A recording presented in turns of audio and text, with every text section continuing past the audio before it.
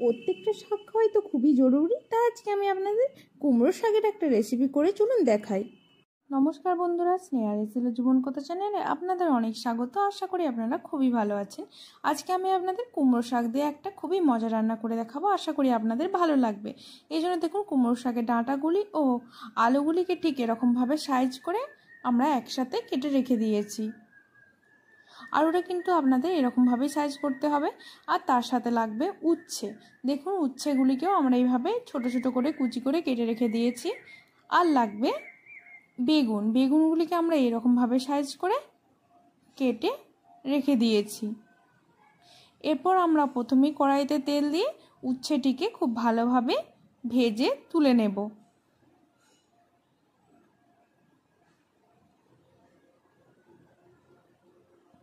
দেখুন, উচ্ছেটিকে খুব সুন্দরভাবে ভেজে আমরা তুলে নিয়েছি। এরপর আমরা কড়াইতে আবার তেল দিয়ে তার মধ্যে প্রথমেই কুমড়ো শাকের ডাঁটাগুলিকে এবং আলুগুলিকে, তারপরে কিছুক্ষণ বাদে ওর সঙ্গে বেগুন যোগ করে ওইগুলিকে আমরা 5 মিনিট লবণ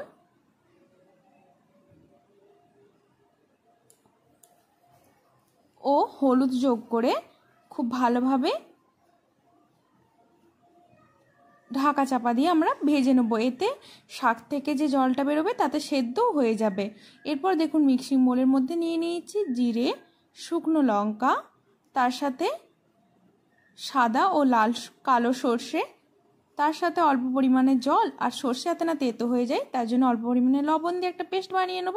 আর এটা দেখুন, এদিকে আমরা কুমড়ো শাকের ডাঁটাটি এবং আলুটি তার সাথে বেগুনটিকে আমরা ঢাকা চাপা দিয়ে ভেজে নেওয়ার জন্য 5 মিনিট, দেখুন এটা কিন্তু নরম হয়ে গেছে। এরপর আমরা এর মধ্যে যোগ করে দিয়েছি কুমড়োর শাক। শাকটা কিন্তু একটু অল্প পরিমাণে আমরা যোগ করেছি, এতে তরকারিটার টেস্টটা ভালো হয়।